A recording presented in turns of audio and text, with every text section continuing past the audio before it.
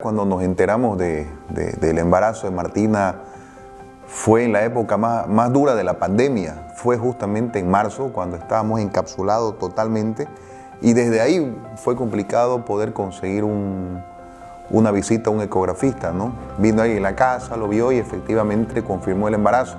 A partir de ahí, a diferencia de otros embarazos que se llevan de manera normal, nosotros ya sabíamos que un posible embarazo vendría con la complicación de la incompatibilidad RH y fue así como se dio, ¿no?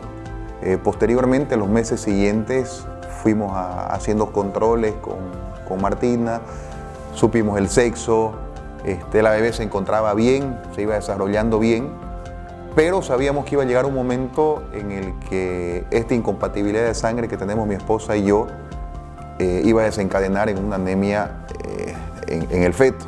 Y eso ocurrió exactamente cuando Martina estaba cruzando la semana 26. Y ahí nos encontramos con un problema que el desarrollo, o más bien como se estaba comportando el mundo a causa del COVID-19, no era normal. Uno no podía programar un embarazo, uno no podía programar un tratamiento porque no sabía cómo podía ocurrir. De hecho, el tratamiento que necesitábamos nosotros con Martina para poder alargar su permanencia dentro de la barriguita de la mamá era únicamente con la transfusión intrauterina. No conseguíamos el médico que lo pueda realizar, ni dónde lo podíamos realizar. Los años anteriores con nuestra bebé, con Elena, nos fuimos a Argentina y ella nació allá. Esta vez pretendíamos hacer lo mismo, pero bueno, la pandemia nos imposibilitó. Argentina entró en un encapsulamiento, no se podía cruzar fronteras.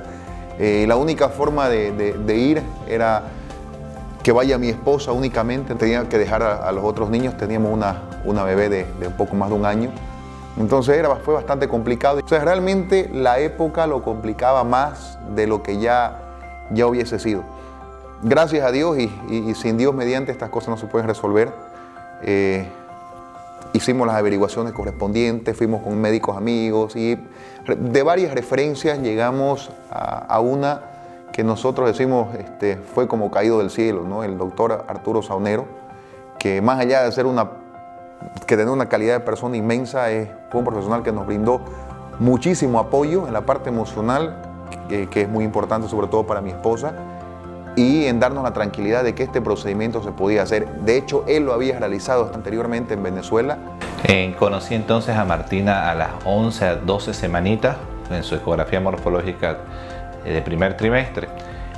Una vez que la vimos, le pedimos todos sus estudios que eran necesarios y obviamente, como ya sabíamos, la paciente ya se encontraba sensibilizada. Recientemente había tenido su tercer hijo, que tenía 1 año y 6 meses, y obviamente el pronóstico era que iba a ser mucho más agresivo. Lamentablemente, esta enfermedad se trata de que la sangre de la madre ataca al bebé, dejándolo anémico, hace algo que se llama eritroblastosis fetal, los pone hinchaditos, gorditos, y lamentablemente el bebé, si no tiene ningún tipo de tratamiento in útero, el bebé fallece. Gracias a Dios, ahora con las nuevas tecnologías que tenemos, podemos revisar y podemos detectar anemia fetal simplemente con ecografía Doppler Color. Y teníamos el siguiente reto de ver dónde lo hacíamos, en qué lugar se podía contar con los equipos y los profesionales de apoyo. Entonces empezó a decirnos una serie de requisitos que necesitaba en equipo, y la clínica que cumplía con estos requisitos fue la clínica Foglianini. Hablamos con el plantel administrativo y realmente fueron totalmente abiertos a decir: nosotros podemos meter los equipos que sean necesarios a requerimiento del doctor Saunero, para que realmente se cuente con todo lo que se necesite para que este procedimiento sea un éxito. Obviamente la tranquilidad fue muchísimo sabiendo que se lo podía hacer. Ya teníamos experiencia con la clínica Foglianini, nuestro primer hijo nació ahí, también con unas complicaciones, y gracias a Dios, con la ayuda del doctor Ricardo Carazas en ese entonces, nuestro hijo está bienísimo hoy. Entonces nos encontramos con el doctor Arturo Saunero, que se encargaba de la seguridad de la bebé dentro de la barriga, y su función de él era que esta bebé se mantenga. Esto era a las 26 semanas, entonces que una bebé nazca de 26 semanas con anemia no era un resultado muy alentador. Pero sabíamos que si nacía estaba el doctor Caraza para recibirla y hacer todo lo posible para que el desarrollo de la bebé ya fuera de la barriga pueda ser bueno. A partir de las 20 semanas los controles del embarazo fueron mucho más rigurosos. Íbamos al doctor cada día por medio, hacíamos ecografías, hacíamos monitoreo, hasta que llegó el día que el doctor Saunero dice: bueno, necesitamos hacer la primera transfusión. Obviamente nosotros esperábamos que esto iba a pasar en algún momento, pero no deja de ser choqueante que confirmen que teníamos que empezar con el procedimiento. El doctor nos dice, lo voy a hacer en quirófano con todas las medidas de seguridad, con todo lo que se requiere para que sea exitoso. Necesitábamos donantes antes de ingresar a la transfusión para pasarle sangre a Martina. Entonces habló el doctor con el gerente médico de la clínica Fianini, habló mi esposo también y se solicitó el quirófano y las especificaciones para entrar. Le hicimos una transfusión intrauterina a nivel de cordón umbilical. Todo se movilizó muchísimo, desde los padres, la clínica. Hay personas como el doctor Rodrigo Sandoval, el doctor Néstor Vaca Pereira, los cuales nunca dudaron y me dijeron, doctor, ¿usted puede hacerlo? ¿La ha hecho antes? Sí, pues las puertas están totalmente abiertas. Me pareció increíble cuál fue la disposición de los padres y de la clínica. Me compraron lo que yo necesité, disponibilidad de equipo, todo tuvimos sin ningún tipo de objeción. Obviamente lo trajimos a la clínica Foglianini porque este tipo de procedimiento es muy complejo, ¿ya? Lamentablemente tiene mucha tasa de mortalidad ya que es invasivo. Nosotros tenemos que ir a abordar el cordón del bebecito y uno de nuestros grandes miedos es que se produzca una hemorragia. Por ese motivo teníamos un equipo tan completo, el cual estaba encabezado por mi persona, pero tenía a mi anestesiólogo de confianza, que es el doctor Alejandro Antunes. Él nos ayudaba al bloqueo facetario y nos ayudaba a la que sería toda la analgesia de la paciente. Estaban como ayudantes la doctora Astrid Carolina de Freitas, que es ginecólogo obstetra, y el doctor Juan Vidaure, los cuales me ayudaban con la visión ecográfica. Este proceso se hace bajo visión ecográfica al vivo, donde yo voy viendo el bebecito dónde está, canalizo la arteria umbilical y dependiendo del programa que tengamos, vemos qué volumen tenemos que insertar al bebé. ¿Para qué? Para volver a llevarlo a sus cifras óptimas de sangre. La otra persona que contaba en el equipo y siempre estuvo a nuestro lado, el doctor Ricardo Caraza. Y es así que en septiembre se realiza la primera transfusión intrauterina en Bolivia. No encontramos otros registros. Se realiza en la clínica Foglianini, se realiza justamente en un quirófano, porque el riesgo de esta transfusión es que desencadene en un parto prematuro. Y ahí estaba el doctor Ricardo Caraza con su equipo, estaba el doctor Arturo Saunero. Entra todo un equipo de profesionales, se tuvo que trasladar un ecógrafo de última tecnología con una visión muy buena para que se pueda ver a detalle cómo esa aguja va entrando y tiene que dar justo en el lugar exacto. No puede entrar de más ni puede entrar de menos, porque la sangre que tiene que entrar es lo suficiente para que la bebé pueda seguir en la barriga unas semanas más. Entré completamente nerviosa. Durante todo el procedimiento trataba de no decir una sola palabra, sino de rezar. Rezaba por mi hija, porque salga bien, y rezaba porque las manos de los doctores estén completamente bendecidas para la precisión y para lograr el procedimiento. Si bien tenía miedo, también por otra parte tenía una sensación de tranquilidad porque estaba el doctor Saunero y él había conformado su equipo. Entre ellos estaba el doctor Caraza, había licenciadas en enfermería, había instrumentistas. Entraba al quirófano acompañada de todo este equipo increíble que bueno, después se hicieron tantas transfusiones que logré conocerlos y yo me acuerdo simplemente entrar y iba tan nerviosa y de repente en el camino se me acercaba una enfermera y me agarraba el brazo y me decía, todo va a salir bien. Seguíamos un poquito más, yo en la camilla y otra me agarraba la pierna y me decía, tranquila, si la bebé nace la estamos esperando. Después de repente alguien antes de iniciar el procedimiento me agarraba las piernas y yo sentía como que me acompañaban y me protegían todos, además de que el doctor Caraza estaba sentado a mi lado y el doctor Antunes, que fue el anestesista de todas las transfusiones, y ellos dos me iban hablando a mí, me iban explicando qué se iba haciendo mientras el doctor Saunero se concentraba estrictamente en el procedimiento. Yo trataba de no preguntar, pero obviamente estaba despierta, estaba escuchando, y la primera transfusión fue complicada. Costó llegar hasta Martina, costó hacer la transfusión, pero luego de 1 hora y media se logró y salimos todos felices y alegres porque se le había logrado pasar una cantidad de sangre necesaria como para que ella pueda estar unas 2 semanas en la barriga y ya hacer otra transfusión. Bueno, la segunda transfusión fue mucho más fácil que la primera. El doctor, me acuerdo que nos había pedido y nos había hablado de un sedante para la bebé, porque lógicamente como se hace la transfusión en la barriga, es en un lugar específico, entonces si la bebé se movía o algo, no se podía realizar, sacaba las agujas de su lugar, entonces había que intentar de nuevo. Entonces él siempre nos había hablado de tener ese sedante a mano, pero el doctor Zambrano nunca lo quiso utilizar. Siempre esperaba él que Martina se acomode con tranquilidad y todo hasta que lograban el lugar preciso. La tercera transfusión fue súper complicada y es algo que hasta ahora no me puedo olvidar, porque entramos y Martina empezó a tener taquicardia. Entonces yo veía que el doctor se sentó y alzó los brazos y estaba así esperando.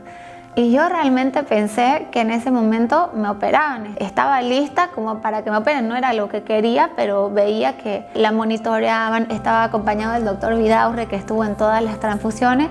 Entonces ellos pendientes de Martina, el doctor Sabrero frenó todo en el quirófano y todas las personas que estaban ahí me hablaban para tranquilizarme y esperábamos. No se podía hacer la transfusión porque Martina había desarrollado taquicardia y estaba moviéndose para todos lados. Con toda la paciencia del mundo se esperó hasta que se pudo realizar la transfusión y fue la vez que le pasaron la mayor cantidad de sangre posible. Bueno, salimos de esa experiencia y obviamente el trato fue siempre increíble. En la clínica yo de verdad entraba como dueña de casa. Me recibían, me decían, la estábamos esperando, ¿cómo está Martina? O sea, recibía tanto cariño de las personas que a pesar de haber sido en el peor momento de la pandemia, con todas las complicaciones que estábamos pasando y todo lo que yo vivía en mi casa de preocupaciones, no dormía en las noches, lloraba, lógicamente, como cualquier mamá, llegaba a la clínica y todos me decían, la estamos esperando, y me decían, si pasa algo, tenemos todo listo para que Martina nazca. Entonces, cada vez que entrábamos en una transfusión estaba ese riesgo, pero sí con cierta tranquilidad, porque sabíamos que todos ellos estaban listos por si a Martina le tocaba nacer. Además de todo eso, había una parte anterior a la transfusión, que era el tema de los donantes. El tema de los donantes, que nosotros teníamos que conseguir a las personas que hagan esta donación y después eso lo enviaban al banco de sangre de la clínica, al área transfusional, y yo iba el día antes de la transfusión a hacer una prueba de compatibilidad. Ya para mí se había tornado bastante agotador estar en ecografías día por medio, las pruebas de compatibilidad, hacía un montón de laboratorios antes de entrar al quirófano y otros propios del embarazo, que ya sinceramente sentía que no daba más. Bueno, llegaron las 32 semanas y me sentía agotada, no solo físicamente, sino emocionalmente. Obviamente salir de las transfusiones, yo lo tengo asumido, pero obviamente salía con moretones, salía dolorida, me quedaba unas horas después, a veces me quedaba un día para ver que no generara contracciones y que no desarrollara un parto prematuro. Entonces no era nada simple, así que ya sentía que no podía más y le pedí al doctor que me opere. En ese momento no coincidíamos porque mi esposo al minuto yo le dije que me opere y él dijo que no. Y le decíamos, doctor, ¿qué hacemos? Y el doctor dijo, esa es una decisión de ustedes, los padres. Y mi marido, ¿pero usted qué sugiere? Y dijo, yo haría una transfusión más. Accedí, empezamos a hacer todo el procedimiento de nuevo, los donantes, las pruebas de compatibilidad y entramos a quirófano a la 4ª transfusión, que fue la más exitosa porque, bueno, ya había un tema de experiencia por las 3 anteriores y lógicamente todo el equipo que acompañaba se hizo todo más simple y fue la que mayor cantidad de sangre le pasaron a Martina y ya la última, ya no se podía hacer más. Es más, me acuerdo que el doctor todas las noches nos decía, he hablado con otros médicos y me dicen que no haga otra transfusión y sin embargo, él y la clínica decidieron hacernos a mí y a Martina una transfusión más y salió perfecto, mucho mejor de lo esperado, fue mucho más rápido y duró unos días más hasta que ya pudo nacer ella, pero nació de 34 semanas y 5 días y la esperábamos desde las 26 semanas, o sea que fue completamente exitoso. Se le realizaron 4 procedimientos exitosos. Como ella bien comentó, el último procedimiento fue bien discutido. Tuve charlas con otros médicos maternos fetales en otros países. Pero lamentablemente el cuadro de ella fue muy severo y tuvimos que volver a transferirla porque si no íbamos a sacar un bebecito de 34 semanas, de 32 a 34, no en buen estado, bien anémico, donde Martina me podría tener sus consecuencias fuera de la barriga. Pero gracias a Dios estábamos confiados porque teníamos a una persona, el doctor Carazas, que siempre estuvo al lado nuestro en cada procedimiento. Los volúmenes de sangre siempre fueron calculados con programas especiales para el caso y realmente tuvimos mucha suerte del éxito que tuvimos en compañía de todo el equipo médico quirúrgico. La recibió el doctor Carazas y a partir de ahí también recibió otras transfusiones más, se le hizo una exsanguinotransfusión y otros tratamientos más que hoy gracias a Dios nos permiten tenerla sanita con nosotros y poder disfrutar de desvelos y de llantos y de alegrías y de risas todo el día. Ahí ya una vez nació Martina e ingresó a terapia intensiva. Ahí como mamá fue una revolución de emociones.